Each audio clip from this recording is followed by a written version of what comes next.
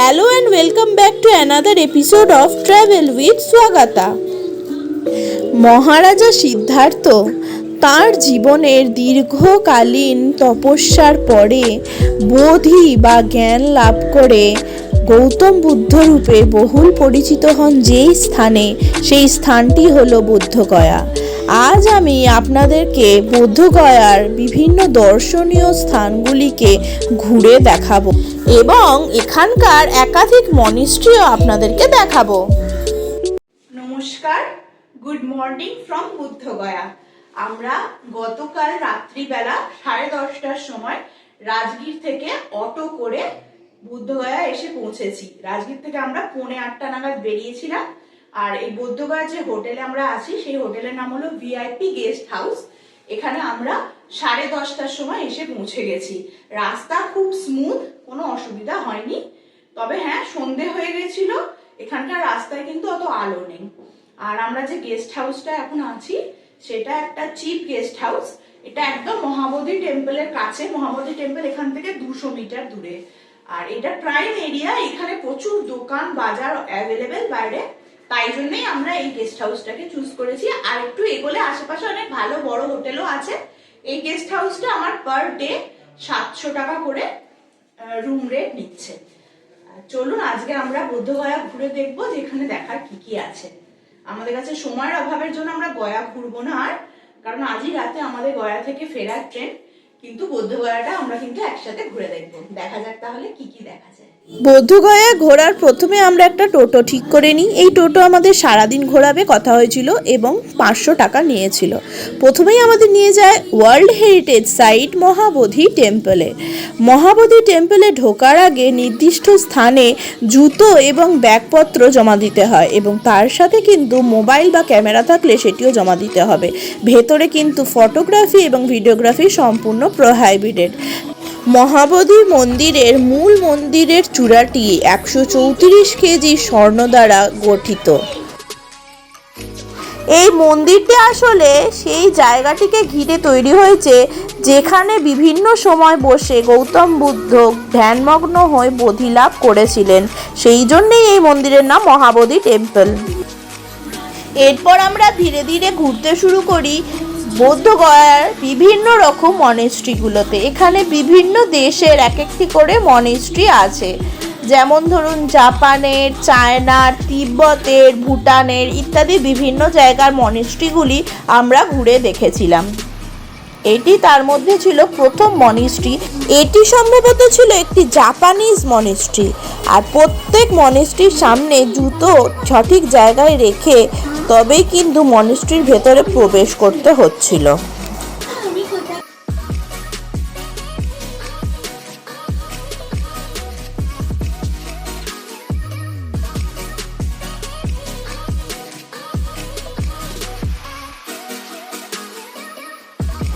মনিস্ট্রিগুলো কিন্তু বেশ সুন্দর, আর প্রতিটা দেশের মনিস্ট্রির কিছু আলাদা আলাদা বৈশিষ্ট্য আপনাদের চোখে ধরা পড়বে। আর এইখানকার পরিবেশ এত শান্ত, স্নিগ্ধ, সুন্দর, যেটা কিন্তু আপনাদের মনকে একটা শান্তির ছোঁয়া দিয়ে যেতে বাধ্য। এখন বুদ্ধগয়ায় ঘুরে বেড়াচ্ছি। এখানে প্রত্যেকটা দেশ, যারা যেখানে যেখানে বৌদ্ধ ধর্ম অবলম্বী লোক আছে, সেই সমস্ত দেশের প্রত্যেকটা একটা করে মন্দির এখানে ওরা বানিয়ে রেখেছে। মহাবোধি টেম্পলকে ঘিরে মোটামুটি ওই 2 থেকে 3 কিলোমিটারের মধ্যেই সমস্ত দেশের এই বৌদ্ধ টেম্পলসগুলো অবস্থিত। আমরা এই মুহূর্তে যেখানে আছি সেটা হচ্ছে Chinese temple, Buddha temple, Chinese Buddha temple. তো এখন চাইনিজ বুদ্ধা টেম্পলে আমরা আছি। এর আগে আমরা দেখেছি ভুটনিজটা, যেটা ভুটানের, বাংলাদেশের একটা আছে, আর জাপানের একটা আছে। প্রত্যেকটা দেশের একটা করে আছে। বুদ্ধগয়া মেনলি দেখার এই মহাবোধি টেম্পলটাই মেন। তাছাড়া এই টেম্পলসগুলো ঘুরে দেখতে বেশ ভালো লাগে, কারণ কারুকার্য হিসেবে কিন্তু খুব অন্যরকম আর বেশ সুন্দর। আমাদের সকল মন্দিরগুলো যেরকম হয়ে থাকে এই মন্দিরগুলো তো ঠিক সেরকম নয়, তাই বেশ ভালো লাগবে। এই মনিস্ট্রিগুলির প্রত্যেকটির গায়ে কিন্তু কোন দেশের মনিস্ট্রি সেটা উল্লেখ করা ছিল, কিন্তু ভাষাটা সম্পূর্ণ ভিন্ন হওয়ায় কোন দেশের মনিস্ট্রি সেটা আমরা পড়ে বুঝতে পারিনি। তবে বেশিরভাগ ক্ষেত্রেই চাইনিজ বা জাপানিজ টাইপের ভাষাই দেখে মনে হচ্ছিল।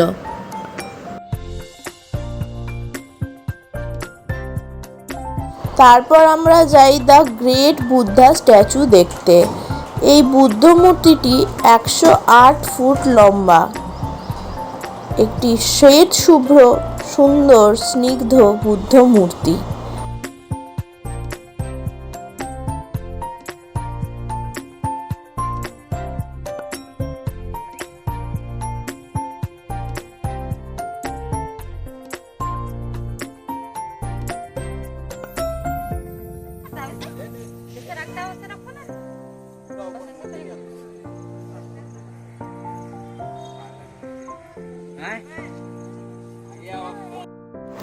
বুদ্ধের এই বড় মূর্তিটিকে ঘিরে এখানে গৌতম বুদ্ধের 10 জন শিষ্যের মূর্তি রাখা ছিল।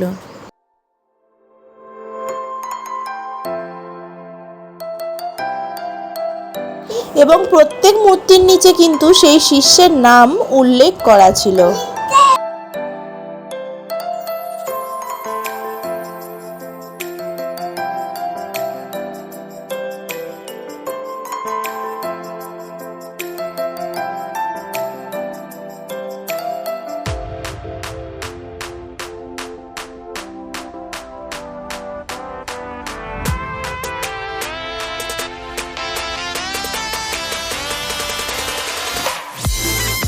এরপর আমরা যাই একটা ভুটনিজ মনিস্ট্রি দেখতে। আমার কাছে কিন্তু বোধগয়ার সবকটি মনিস্ট্রির মধ্যে এই ভুটনিজ মনিস্ট্রিটা সব থেকে সুন্দর লেগেছে। ভুটনিজ মনিস্ট্রির যে কারুকার্য সেটা অপূর্ব সুন্দর, আর এর ভেতরে বৌদ্ধের মূর্তিটিও বিশেষ নজর কাড়ার মতন সুন্দর।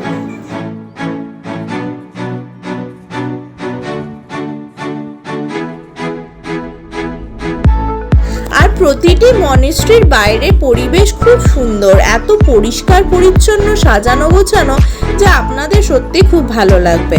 আর দেখুন এই গৌতম বুদ্ধের মূর্তিটা কত সুন্দর দেখতে লাগছে, এত সুন্দর ওয়েল ডেকোরেটেড মন্দির। সত্যি আমরা হিন্দুরা কিন্তু ভাবতে পারি না এত পরিষ্কার মন্দিরের কথা।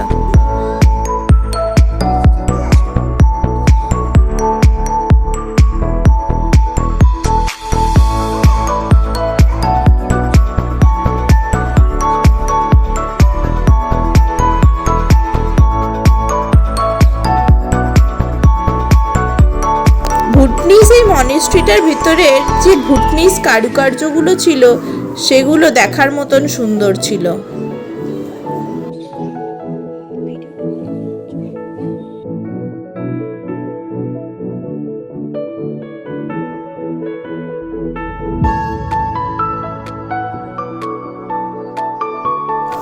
আর এই জয়শ্রী মহাবিহারটি ছিল একদম মহাবোধি টেম্পলের অপোজিট সাইডে। এটি ছিল মূলত একটি চৈনিক অর্থাৎ চাইনিজ মনেস্ট্রি। এটিও কিন্তু একই রকম ভাবে সুন্দর করে সাজানো ছিল ভেতরটি।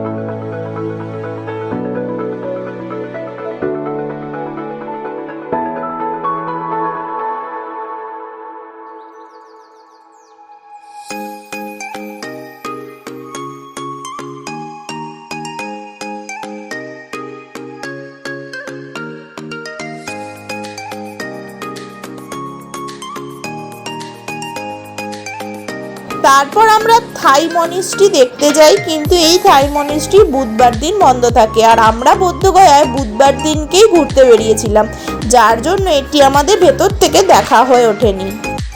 এরপর আমরা দুপুরে লাঞ্চ করার জন্য বোধগয়ার একটি লোকাল রেস্টুরেন্টে খেতে চলে যাই। এখানকার রেস্টুরেন্টগুলো খুব সুন্দরভাবে সাজানো থাকে, একটা ইন্টারন্যাশনাল ফিলিংস এনে দেয়। আর এখানকার থাই খাবার কিন্তু ভীষণ বিখ্যাত।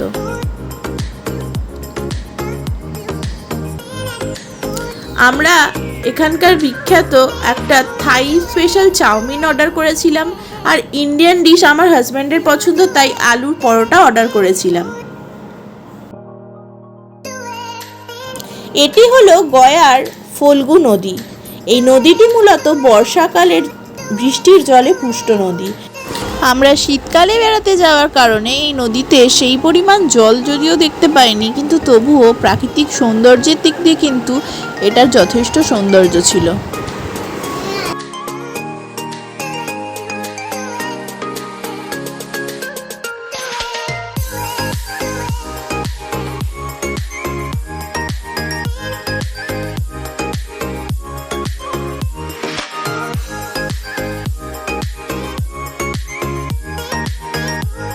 এরপরে আমরা গিয়ে উপস্থিত হই স্লিপিং বুদ্ধা স্ট্যাচুর সামনে।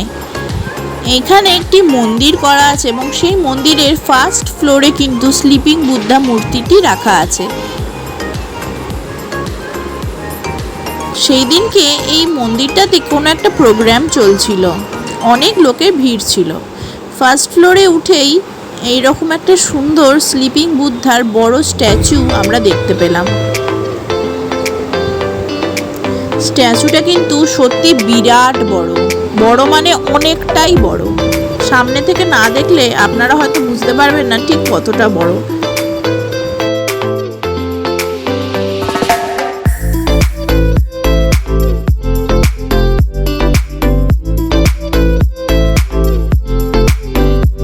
একজন বাঙালি শিল্পী কিন্তু এই মূর্তিটি বানিয়েছেন, সেটা কিন্তু আমাদের বাঙালিদের কাছে সত্যি গর্ব করার বিষয়।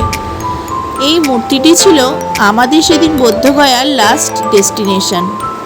এরপর আমরা আমাদের হোটেলে ব্যাক করে যাই। আমরা এখন বোধগয়ার আমাদের হোটেল থেকে চেক আউট করে যাচ্ছি। ঘড়িতে বাজে 9:30। আমাদের গয়া স্টেশন থেকে ট্রেন আছে নেতাজি এক্সপ্রেস, যেটাকে কালকা মেল বলে। ওটা গয়া স্টেশনে আসার কথা 11:40 আর হাওড়ায় আমাদের পৌঁছে দেওয়ার কথা সকাল 8:05। আমাদের রাজগীর বুদ্ধগয়া ট্রিপ আজকেই শেষ হলো। 4 রাত্রি 5 দিনের ট্রিপের শেষে আজকে আমরা ফিরে যাব হাওড়ার উদ্দেশ্যে। আর এইটা হলো আমরা গয়ায় যে হোটেলে ছিলাম সেই হোটেলের, মানে বোধগয়ায় যে হোটেলে ছিলাম সেই হোটেলের রুমটা। একটি ছিমছাম সাধারণ রুম ছিল, পরিষ্কার পরিচ্ছন্ন এবং সাথে যা কিছু দরকার সবকিছু ওনারা প্রোভাইড করেছিলেন। এরপর আবার একটা অটো করে আমরা গয়া স্টেশন পৌঁছে যাই এবং গয়া স্টেশনে গিয়ে আমরা ওয়েট করি আমাদের ট্রেনের জন্য। মনটা খুব খারাপ লাগছিল, রাজগীর বোধগয়ার এত সুন্দর ট্রিপটা আমাদের শেষ হয়ে গেল। আর আমাদের কালকা মেল কিন্তু রাইট টাইমে গয়া স্টেশনে এসে পরের দিন রাইট টাইমে হাওড়ায় ঢুকিয়ে দিয়েছিল। এরকম আরও সুন্দর ঘোরার ভিডিও দেখতে গেলে আমার চ্যানেলকে সাবস্ক্রাইব করে নিন। Bye bye for now.